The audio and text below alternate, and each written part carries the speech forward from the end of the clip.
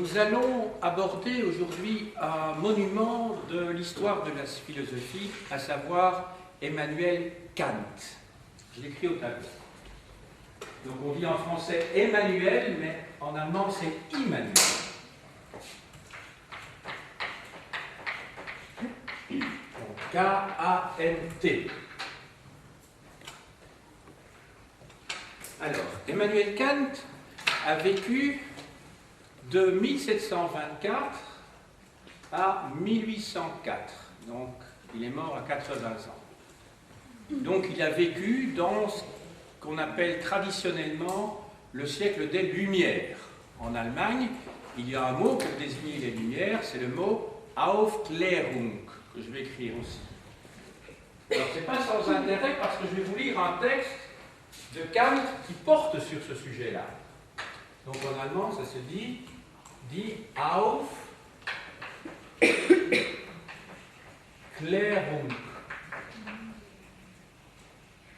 Ça va? Autrement dit, ça veut dire l'éclaircissement, si vous voulez. Aufklärung. Ce mot est la traduction approximative donc, du mot lumière en français, avec un grand L. On trouve des équivalents dans les autres langues européennes pour désigner cette période. En anglais, c'est Enlightenment. En italien, Illuminismo. En espagnol, Illustration. Ça va? Pour donner les langues principales, en néerlandais, c'est Verklaring. Voilà.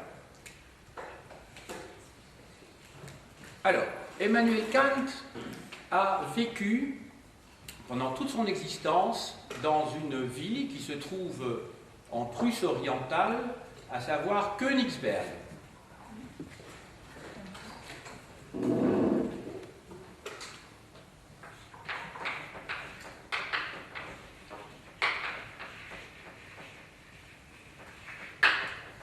Littéralement veut dire la montagne du roi. Il n'est jamais parti de cette ville, et toute son existence est partagée entre, d'une part, ses enseignements à l'université de Königsberg, où il enseignait la philosophie, et d'autre part, ses travaux d'écriture, parce qu'il a beaucoup écrit.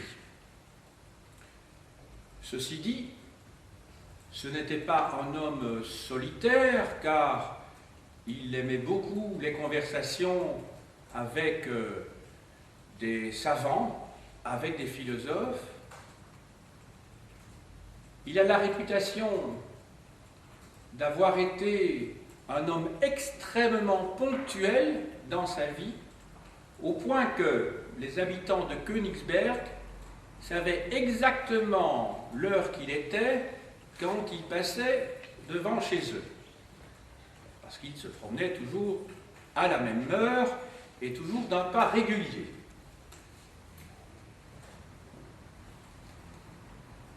Alors ça, c'est quelques éléments biographiques donc pour situer un petit peu le personnage dans son temps. Il était donc un sujet du roi de Prusse, vous l'avez compris. Emmanuel Kant a écrit quelques grands ouvrages dans sa vie, dont il faut connaître le nom, parce que ce philosophe est vraiment, je l'ai déjà dit tout à l'heure, un monument dans l'histoire de la pensée universelle, au même titre que Platon, Aristote, pour ne citer que des auteurs que nous avons étudiés jusqu'à présent. Parmi ces ouvrages, donc, il faut citer, il a commencé à écrire dès 1753, c'est-à-dire au milieu du XVIIIe siècle, il faut citer les grands ouvrages qu'il a écrits à partir de la cinquantaine. En 1781, il publie son ouvrage majeur qui s'intitule « La critique de la raison pure ». 1781. En 1785, il publie les fondements de la métaphysique des mœurs.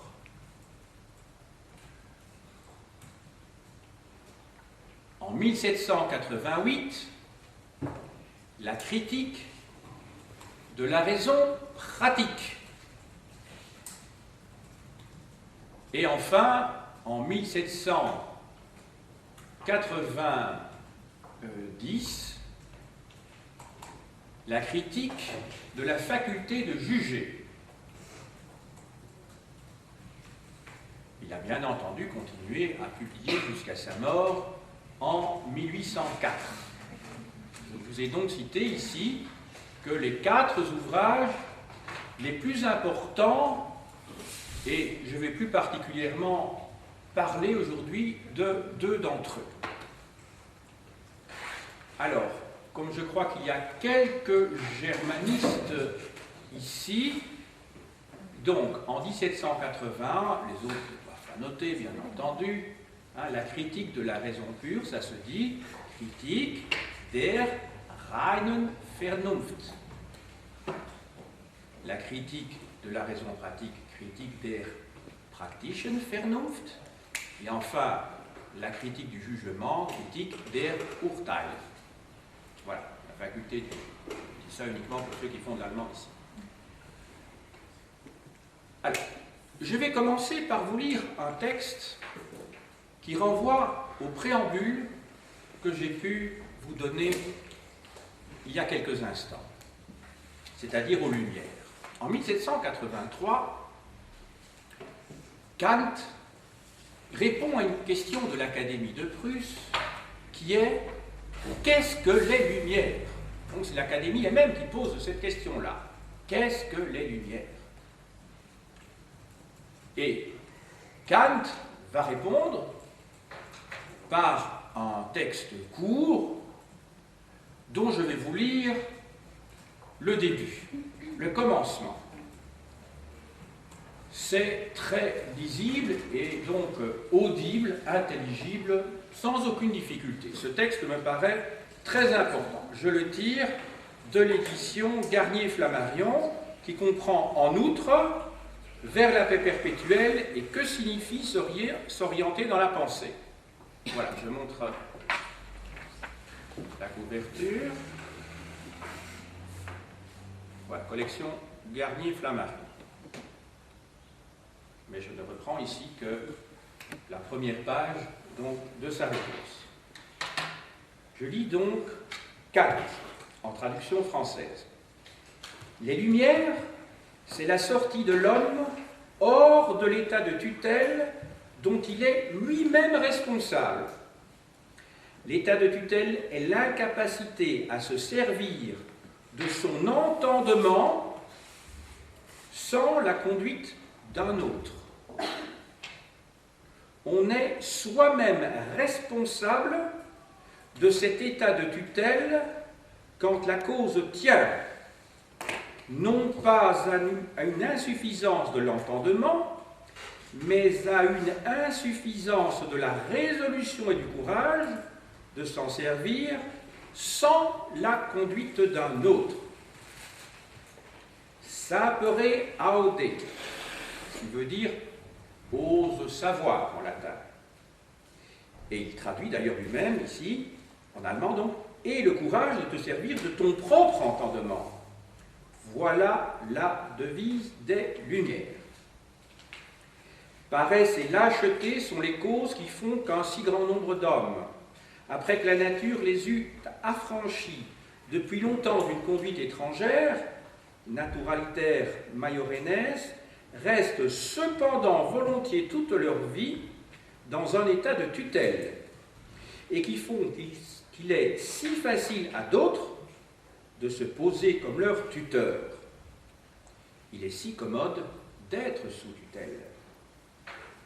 Si j'ai un livre qui a de l'entendement à ma place, un directeur de conscience qui a de la conscience à ma place, un médecin qui juge à ma place de mon régime alimentaire, etc., je n'ai alors pas moi-même à fournir d'efforts, Il ne m'est pas nécessaire de penser dès lors que je peux payer. D'autres assumeront bien à ma place cette fastidieuse besogne. Vous voyez que c'est un texte qui est facilement compréhensible. Le commentaire que l'on peut en faire, qu'il s'agit véritablement d'un texte fondateur, qui est d'ailleurs dans la lignée d'un penseur très très important du XVIe siècle, qui s'appelle Étienne de la Boétie. Je vais écrire son nom au tableau.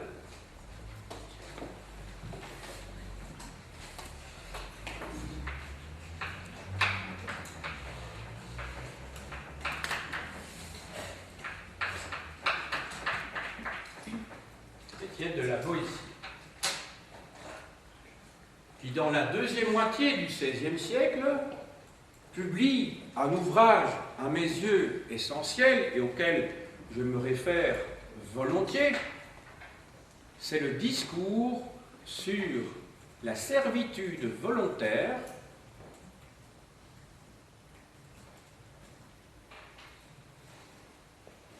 ouvrage dans lequel la Boétie montre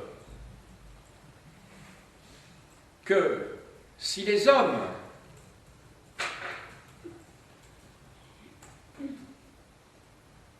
vivent des régimes tyranniques, c'est parce qu'ils l'ont bien voulu. Ils l'ont accepté. Ce qui n'est pas vrai dans toutes les situations, on est bien d'accord, mais globalement, il est vrai que, comparons un petit peu avec nos pays dits démocratiques, les gens n'arrêtent pas de rouspéter constamment contre des mesures autoritaristes, alors qu'ils ont eux-mêmes élus, choisi les gens qui sont au pouvoir. Donc, il ne faut pas toujours jouer la victimisation, il faut se prendre en charge dans sa vie, dans son existence,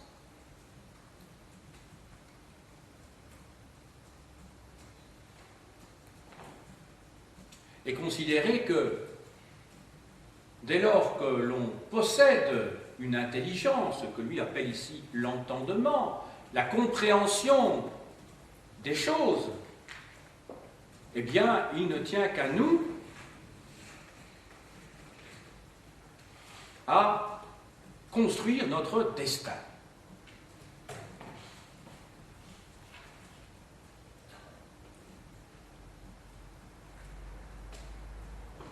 Emmanuel Kant va réaliser une véritable révolution que lui-même appellera copernicienne dans l'histoire de la philosophie,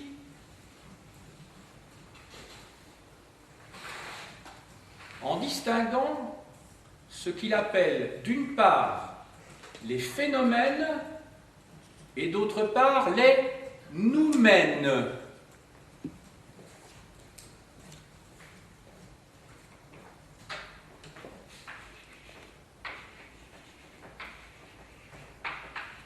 Je l'écris au singulier au tableau, les noumènes.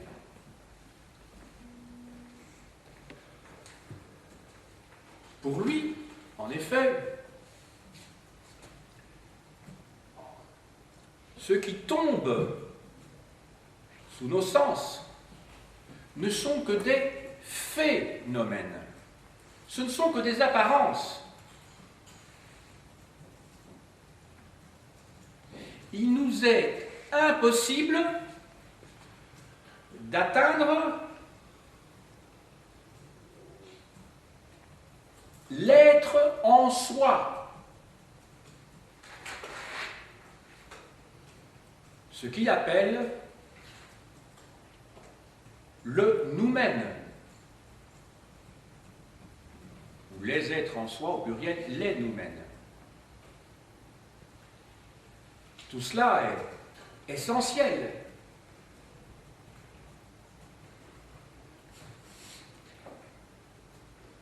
il va également essayer de manière tout à fait typique, je dirais, dans l'esprit germanique, de disséquer les choses pour les éclairer au maximum.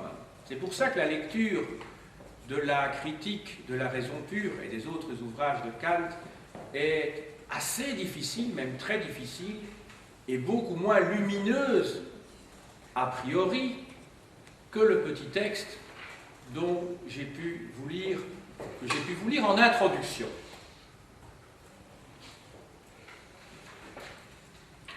Il va distinguer des jugements a priori et a posteriori et des jugements synthétiques et analytiques.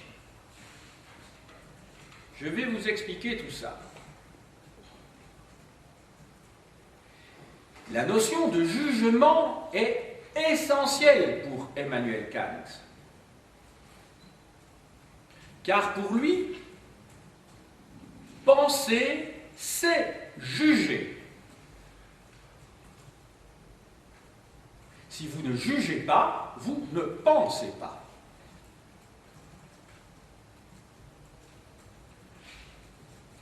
Le mot juger en grec se dit krinein. Je vais l'écrire au tableau.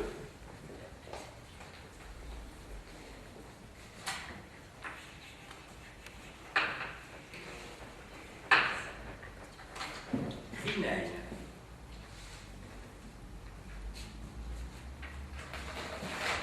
Le mot krinein en grec a donné en français le mot crise.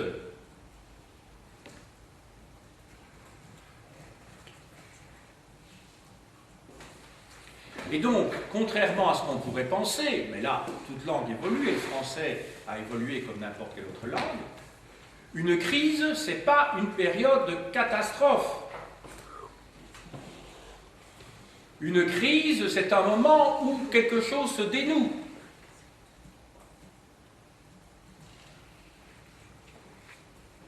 Les juristes utilisent, et là on voit bien l'étymologie du mot crise, ils utilisent ce que l'on appelle la pasicrisie.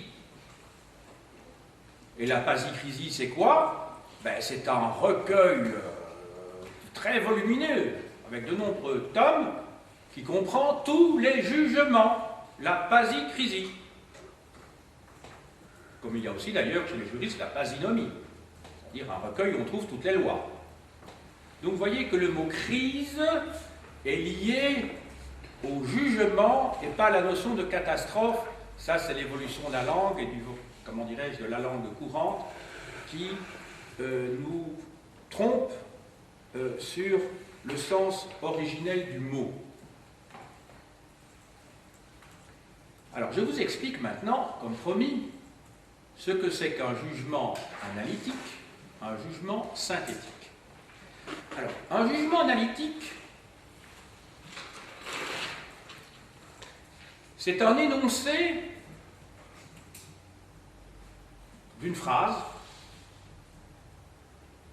une affirmation, où le jugement n'apporte rien. Exemple.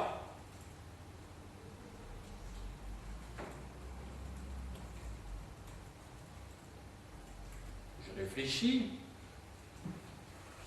La table est rectangulaire.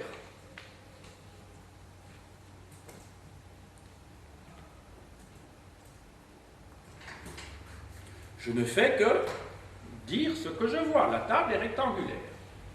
Maintenant, si je dis certains chiens sont dangereux, aux yeux de Kant, j'apporte par cet énoncé un élément nouveau en termes de jugement, puisque je dis certains chiens sont dangereux, je ne dis pas les chiens sont dangereux. Donc on parlera de jugement synthétique lorsque dans l'énoncé de la phrase, le jugement apportera quelque chose de neuf. Il fait également le distinguo entre jugement a priori et jugement a posteriori. Un jugement a posteriori résulte d'une expérience.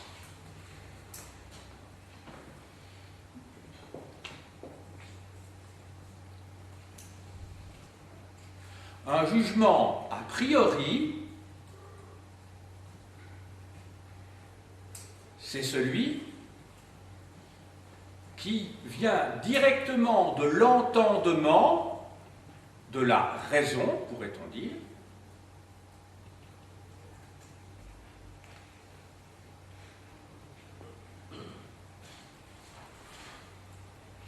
je vais maintenant vous lire un passage de la critique de la raison pure, très connue, qui fait partie de l'introduction. Je vais lire ce passage lentement pour que, sur base de ce que je viens de vous expliquer, les choses apparaissent un peu plus claires et qui permettent de poursuivre mon raisonnement.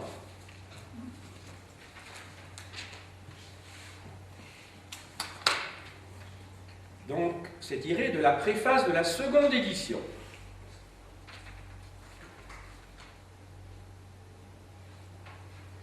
Il en est ici comme de la première idée de Copernic.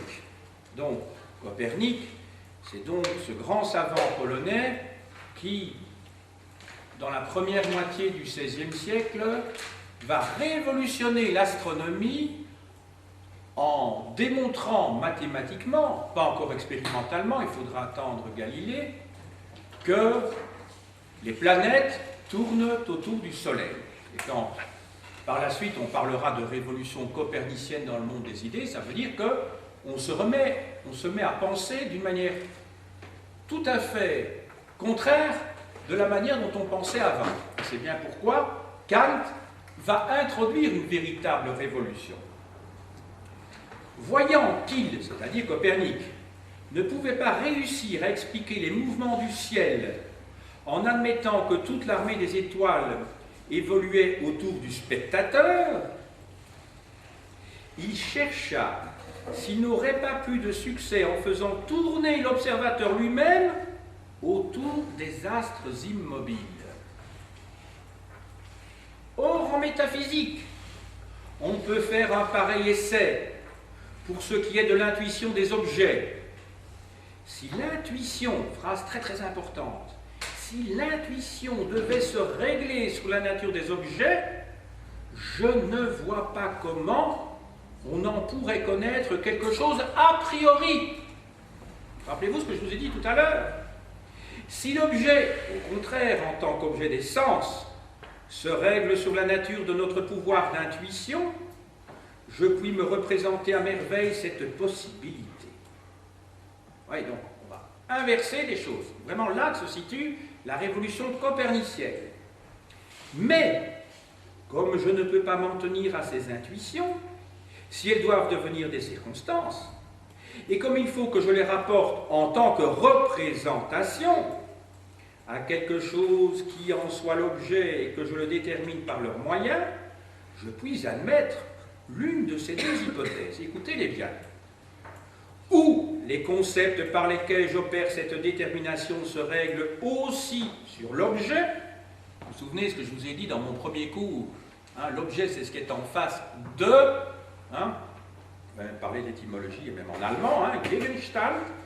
Et alors, je me trouve dans la même difficulté sur la question de savoir comment je peux en connaître quelque chose a priori, ou bien, en deuxième hypothèse, les objets ou, ce qui revient au même, l'expérience dans laquelle seuls ils sont connus, en tant qu'objet donné, se règlent sur ces concepts, et je vois aussitôt un moyen plus facile de sortir de l'embarras.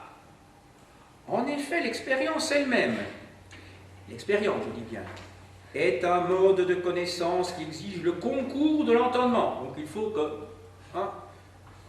on pense à ce moment-là, notre intelligence, dont il me faut présupposer la règle en moi-même, c'est le mot important souligné ici, en moi-même, avant que les objets me soient donnés, par conséquent a priori, vous comprenez bien, a priori c'est en moi-même, donc ce n'est pas le résultat d'une expérience a posteriori, et cette règle s'exprime en des concepts a priori sur lesquels tous les objets de l'expérience doivent nécessairement se régler, et avec lesquels ils doivent s'accorder.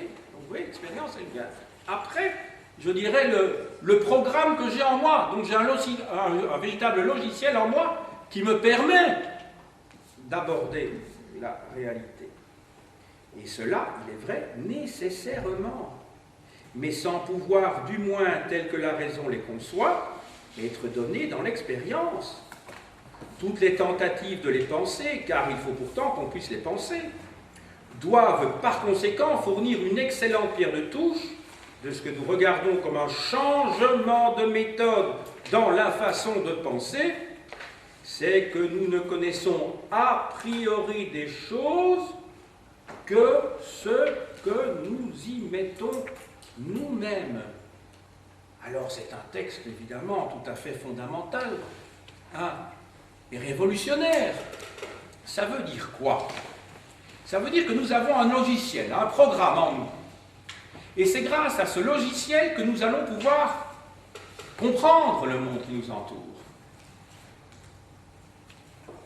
Autrement dit, si dans notre programme informatique, notre logiciel,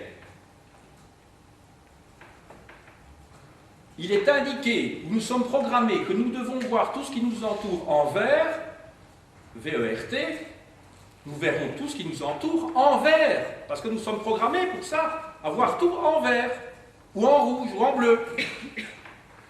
Donc, autrement dit, c'est notre programme qui fait que ce que nous voyons apparaît comme tel. Je dis bien apparaît.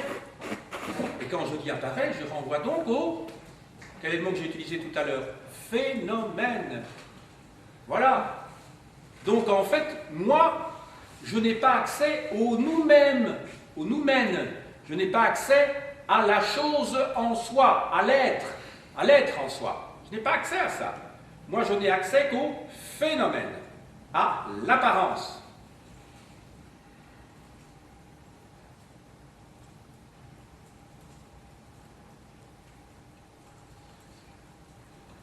Alors, en 1929, il y a deux grands philosophes qui se sont réunis à Davos. On parle beaucoup de Davos maintenant en Suisse, qui est le lieu où se tient le Forum économique mondial. Vous savez, là où tous des chefs d'État, des grands patrons des très grosses sociétés dans le monde, des banques, se réunissent pour discuter de l'avenir, selon eux, de la planète, d'un point de vue économique. Eh bien, en 1929, se réunit à Davos une réunion qui n'a strictement rien à voir avec ça. C'est en fait une réunion entre philosophes sur Kant. Il y a un colloque sur Kant, 1929. Donc je vous rappelle que c'est l'année même de la fameuse crise économique aux États-Unis qui commence et qui va bientôt devenir mondiale. Deux grands philosophes s'y retrouvent. D'un côté, Ernst Cassirer,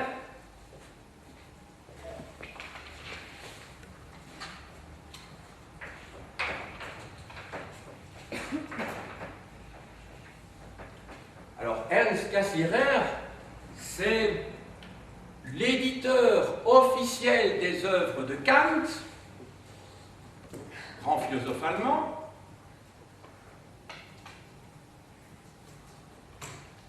Et d'autre part,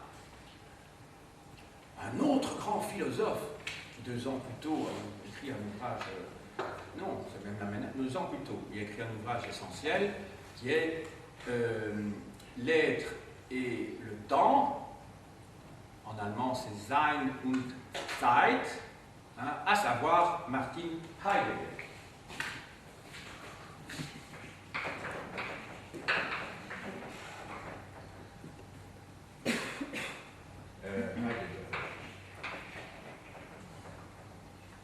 Martin, bon, en français c'est Martin, hein, ça se prononce Martin en allemand.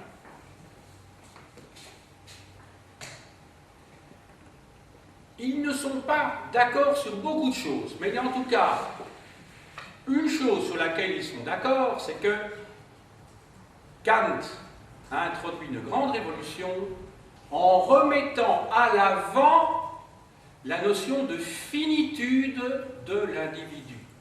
C'est quoi la finitude? Eh bien, la finitude, c'est l'état de limite dans laquelle se trouve l'homme qui cherche à penser la réalité.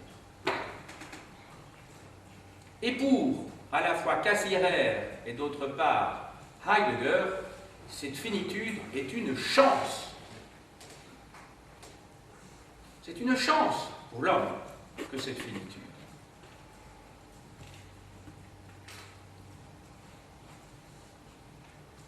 Et Kant, effectivement, s'interroge sur les limites de la connaissance de l'homme.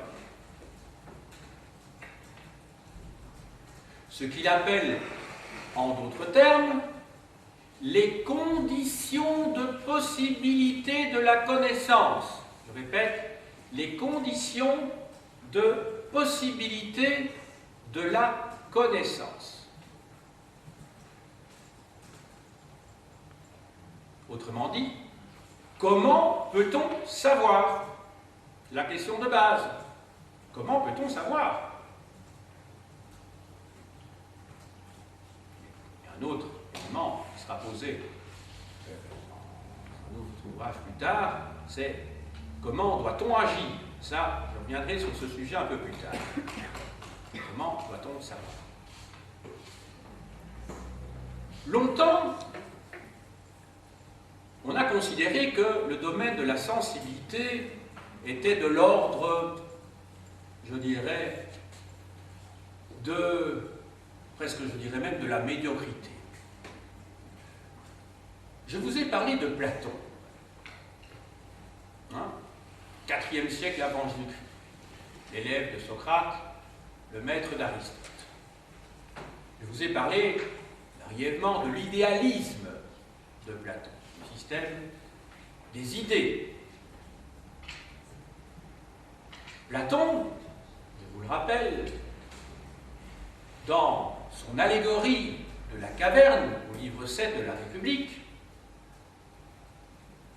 cherchait à montrer, d'une manière pédagogique,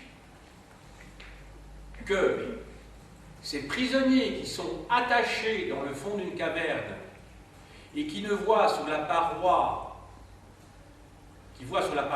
des formes, ne se rendent pas compte qu'il ne s'agit que d'ombres portées par la lumière sur cette même paroi, et que donc, ils ne sont que devant des apparences, des illusions, et que la vérité est derrière eux. Et c'est le rôle du philosophe d'éveiller les consciences et de leur faire prendre conscience qu'ils sont dans un monde illusoire et qu'il s'agit d'accéder au monde des idées, justement. Et donc, pendant longtemps, tout ce qui relevait de la sensibilité était rejeté à l'arrière-plan, était considéré comme quelque chose d'inintéressant pour les philosophes.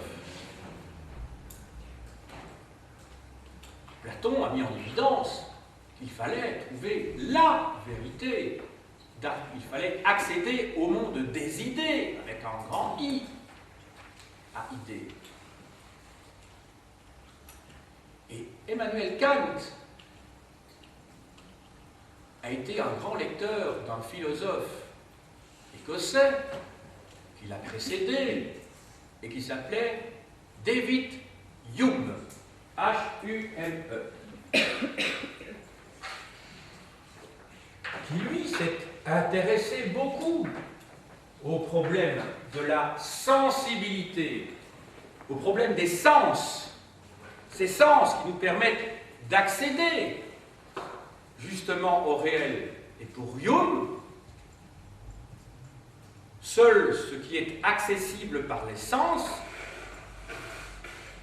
nous permet d'accéder à la réalité. Il n'y a pas moyen d'accéder à l'être autrement que par les sens, selon ce philosophe écossais. Et Kant s'est posé la question, car c'était un lecteur assidu de Hume. Il s'est dit, mais est-ce que Hume ne se trompe pas? Alors, que fait Kant de la sensibilité? Eh bien, il considère que la sensibilité, finalement, est un moyen extraordinaire, remarquable, pour atteindre le réel.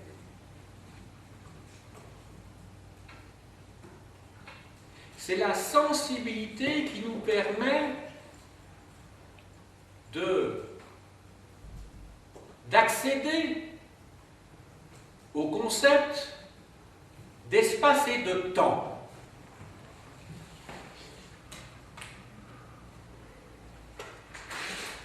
Pour Kant, l'espace et le temps sont des intuitions pures.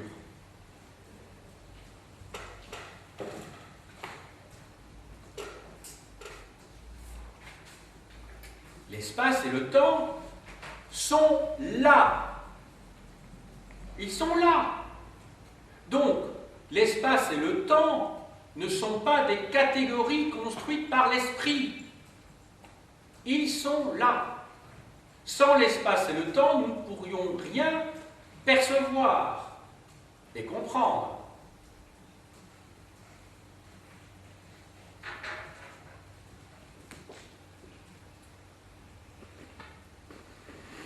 Autrement dit, l'espace et le temps sont des cadres de l'esprit.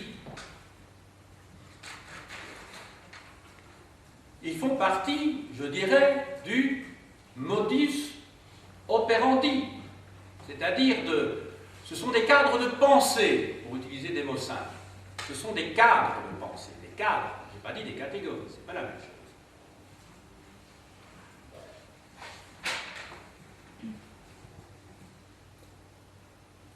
Alors pour Kant, qu'est-ce que l'esprit finalement? Eh bien pour Kant, l'esprit, contrairement à la tradition qui remonte à l'Antiquité, l'esprit n'est pas une boîte à idées, l'esprit est une véritable usine qui produit des concepts à partir de catégories. Et Kant a dénombré et explicité ces catégories qui, si mes souvenirs sont bons, sont au nombre de 12.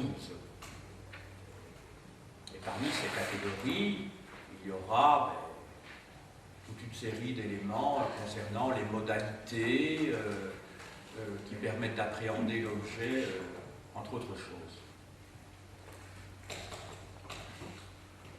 Kant considère qu'il y a des choses qui nous seront toujours inaccessibles et qu'il ne sert à rien d'essayer à les connaître, parce qu'elles relèvent, quand je dis connaître rationnellement, parce qu'elles relèvent de la croyance. Quels sont ces secteurs d'investigation qui ne sont pas accessibles à la raison? Ben, c'est Dieu. Ce sont les origines du monde. Nous n'y avons pas accès. Pour Kant.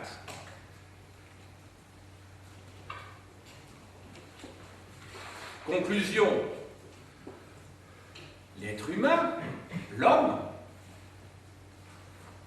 n'a pas le choix. Il doit se rabattre sur les domaines où, là, il peut agir. Et où peut-il agir? Eh bien, c'est dans le domaine du droit, c'est dans le domaine de la politique, donc de l'organisation de la société. Et on en arrive à la deuxième révolution copernicienne. Je vous rappelle que la première était la manière dont il avait apporté une réponse à la question comment savoir? Maintenant, la question est de savoir. Et comment? Non, la première question c'était comment puis-je savoir? La question ici, ce sera comment dois-je agir?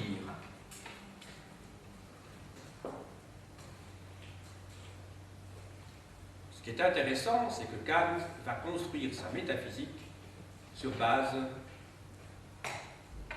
de la morale, de l'éthique. Et il va introduire son concept très célèbre, qui est celui d'impératif catégorique.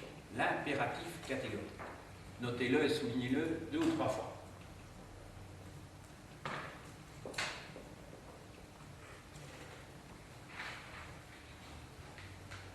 Je vais vous lire un petit passage qui est très clair et que je résumerai après l'avoir lu dans quelques instants.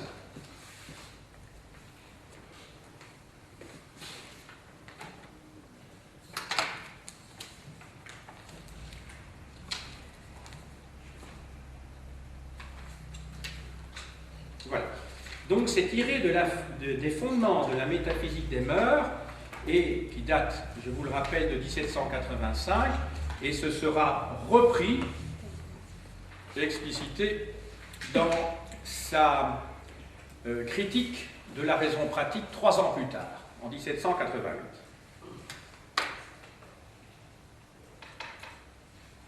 Les impératifs sont de différentes sortes. Ils commandent soit hypothétiquement, soit catégoriquement. Alors il va justement établir la distinction entre un impératif hypothétique et un impératif catégorique. Il commence bien sûr par expliquer ce que c'est qu'un impératif hypothétique. Les impératifs hypothétiques expriment la nécessité pratique d'une action possible envisagée comme moyen d'obtenir quelque chose, quelque autre chose que l'on veut ou qu'il est possible que l'on veuille. L'impératif catégorique, alors là, notez-le, cette phrase est essentielle, l'impératif catégorique serait celui qui représenterait une action comme objectivement nécessaire en elle-même, je dis bien en elle-même, indépendamment de tout autre but. Il va revenir là-dessus, je le reprendrai. En concevant un impératif hypothétique en général, je ne prévois pas d'avance ce qu'il contiendra. Effectivement, puisque vous dites si, alors. C'est ça, l'impératif hypothétique. Si quelque chose, si tu fais cela, alors il va se passer quelque chose. Donc je ne prévois pas d'avance ce qu'il contiendra, mais je le sais seulement lorsque la condition m'est donnée. La condition m'est donnée. Donc, ici je vous dis, je vous ai donné l'exemple, si tu tues un être humain, virgule, alors tu iras sur l'échafaud. Voilà. Donc, tu iras sur l'échafaud, mais il faut connaître préalablement la condition qui précède pour savoir ce qui va se passer ensuite. Parce que les deux sont, comment dirais-je, liés ici en l'occurrence. Donc, je le sais seulement lorsque la condition m'est donnée. Au contraire, si c'est un impératif catégorique que je conçois, je suis renseigné aussitôt sur ce qu'il contient. Vous vous souvenez tout à l'heure ce que je vous avais expliqué, pour les jugements analytiques et jugements synthétiques. En effet, l'impératif ne contenant en dehors de la loi que la nécessité de la maxime, il faut se conformer à cette loi.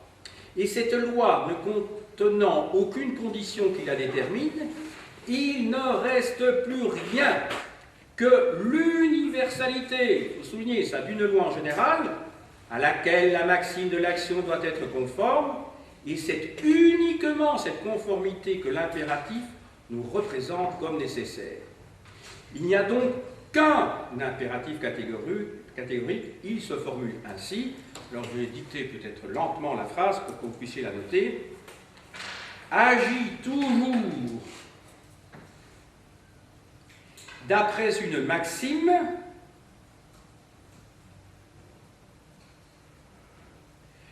telle que tu puisses vouloir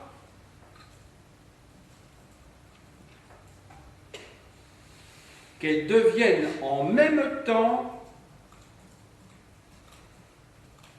loi universelle.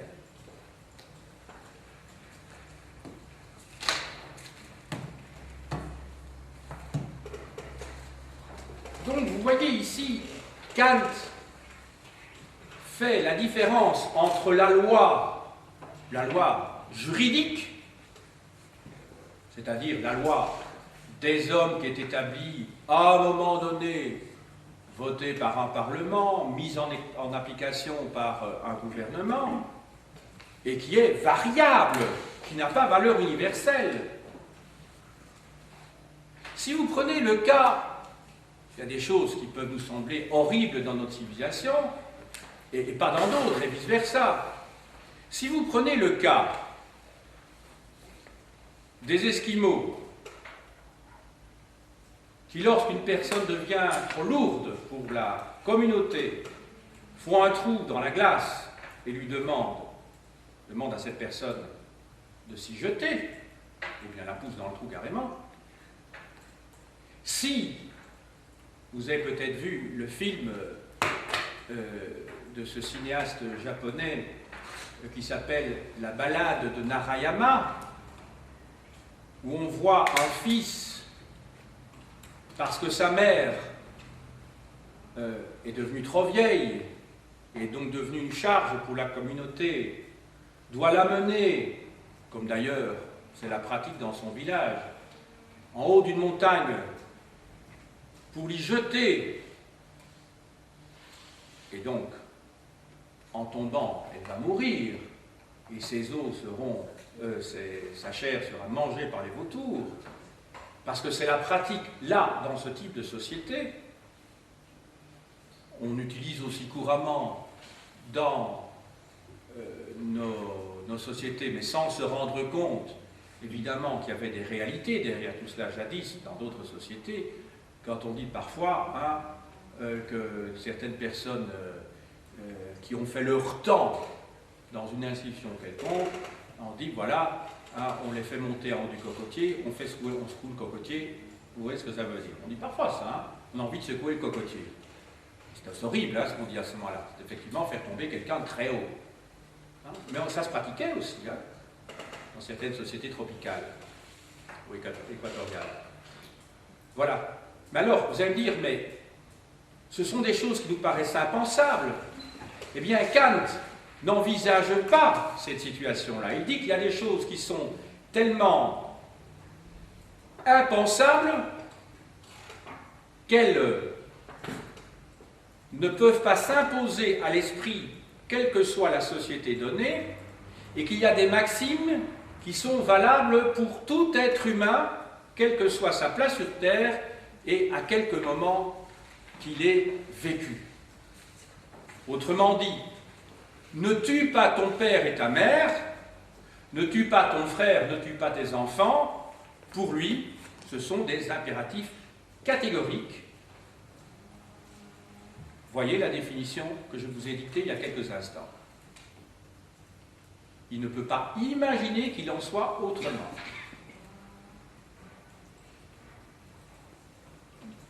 Et donc, ils ont valeur universelle.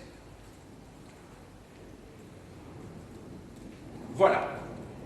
J'ai essayé, en peu de temps de vous donner quelques, comment dirais-je, quelques éléments sur la pensée d'un des auteurs les plus difficiles. J'ai essayé de résumer ça essentiellement à partir de la préface de la seconde édition de la critique de la raison pure de 1780, à partir, pour la première partie de mon exposé, et pour la deuxième partie de mon exposé, des fondements de la métaphysique des mœurs de 1785 et de la critique de la raison pratique de 1788. Alors, j'espère que vous en aurez retenu quelques lignes forces. Maintenant, je vais vous montrer quelques livres qui vous permettront, le cas échéant, d'approfondir le sujet traité aujourd'hui. Alors, tout d'abord, quelques ouvrages généraux. D'Alphonse Dupron, Qu'est-ce que les Lumières? En folio Histoire. D'Ernst Cassirer, dont le nom est écrit au tableau, La philosophie des Lumières en presse pocket. Alors, en folio essai, en fait c'est une réédition de l'édition de la Pléiade, Histoire de la philosophie, tome 2, volume 2, qui porte sur le siècle des Lumières et en deuxième partie la révolution kantienne. Sur Emmanuel Kant, il faut commencer, comme toujours pour les auteurs un peu difficiles, par des ouvrages très très simples. Alors je vous conseille une toute petite synthèse publiée par les Essentiels Milan de Bertrand Vergely, Kant ou l'invention de la liberté. Ça me permet de vous montrer en même temps le portrait de Kant, donc, qui a vécu au XVIIIe siècle. Alors, de Jean Lacroix, Kant et le kantisme, presse universitaire de France, que sais-je. Alors, d'un auteur qui est non seulement lisible, mais qui est très médiatique, Luc Ferry, peut-être certains d'entre vous le connaissent-ils, il a été ministre de l'Éducation de Jacques Chirac. Il a écrit un ouvrage qui s'intitule « Kant, une lecture des trois critiques », dont je me suis évidemment abondamment servi aujourd'hui, au livre de poche. C'est le numéro 4423. C'est le même portrait d'ailleurs que celui que je vous ai montré tout à l'heure. Alors, un résumé de ce livre se trouve sous forme d'un coffret de 4 CD. Il s'intitule Kant, l'œuvre philosophique expliquée, un cours particulier de Luc Ferry, aux éditions Frémaux. Alors moi j'aime beaucoup écouter, comment dirais-je, les philosophes et les grands auteurs en CD, surtout que, bon, ici c'est une leçon, mais quand c'est des grands auteurs, quel plaisir que de les entendre lus par des grands comédiens. Hein. Je me suis comme ça une année en voiture en faisant l'aller-retour entre Nivelles et mon domicile à Bruxelles. J'ai écouté un ouvrage que j'avais lu il y a 30 ans, c'est-à-dire La recherche du temps perdu, La recherche du temps perdu de Proust. Hein. Alors vous pouvez, en Frémaux, il y a, ça fait quoi 12 volumes, 12 coffrets comprenant chaque fois 8 ou 9 CD, donc il y en a 110 CD, et bon, pour moi c'était un moyen de rentabiliser ce temps qu'on perd comme ça sur l'autoroute, hein, de réécouter, enfin d'écouter plutôt un livre que j'avais lu beaucoup plus tôt, hein, La recherche du temps perdu. Alors, de Kant, le magazine littéraire lui a consacré un numéro, Kant et la modernité, avril 1993, le numéro 303. Alors là, c'est Kant qui est dans un pot à moutarde à la fin de sa vie, donc vers 1800. Donc il est mort à 80 ans. Hein. Voilà, il y a un caricaturiste qui à l'époque l'a pris sur le vif. Alors maintenant, les œuvres de Kant lui-même, je les montre dans l'ordre chronologique.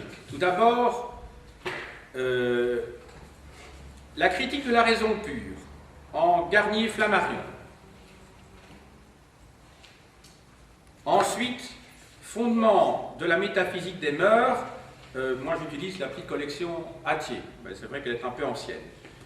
La critique de la raison pratique, en folio essai également, la critique de la faculté de juger, toujours en folio essai. Alors, que signifie s'orienter dans la pensée de Kant? Je vous l'ai déjà montré tout à l'heure, avec vers la paix perpétuelle, qu'est-ce que les Lumières? Et enfin, pour ceux qui sont courageux, la correspondance de Kant, publiée aux éditions Gallimard, dans la bibliothèque de philosophie. Donc vous voyez la tranche, le dos plutôt du livre, il y a près de 900 pages. Voilà, alors c'est intéressant parce que ça vous informe sur les relations épistolaires qu'il avait avec toute une série de penseurs de son temps et même ses éditeurs. J'ai dit.